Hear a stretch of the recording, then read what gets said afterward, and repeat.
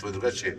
Mi koji ja imam sad 70 godina i rođen sam u Jugoslaviji, pogotovo kao pjevač sam, svako mjesto, ja u Sloveniju znam bolje možda nego puno Slovenaca. Kad kontam, svako mjesto u Sloveniji sam bio. Ne postoji da ima dom kulture da nisam pjevao, čini mi se. Znaš, ali da ne pričam Bosna i gdje mi više kao narodnjaci nastupamo i tako dalje. I to je nešto, to je trag koji je u duši mnogo jači nego što raspad bio. Ja kad, meni je granica ovdje i dalje u glavi. ne ovamo. Uvijek mi granica ovamo. Granica dole, da. Prema Italiji. Ja, prema Austriji, ja. Tako da, da je, tako i neki dan sam bio u Skoplju, imao sam koncert u Skoplju prije 15 mjesec dana.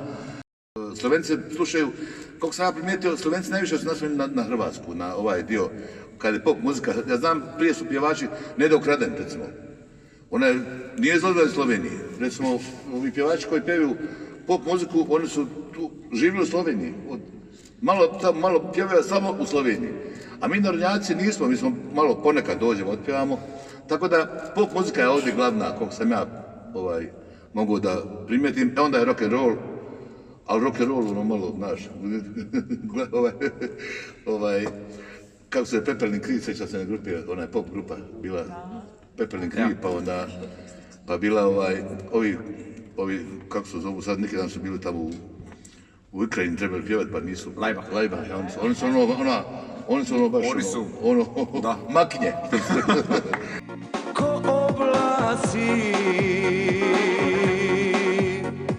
vode me, ko zna gdje, sjećanja, samo sjećanja ostaju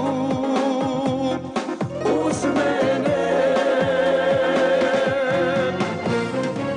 Prvi poljubas davno zaboravljen, prvi dernek ko zna gdje je, zagrli me i tiho se privuci, da mi suzu ne vide.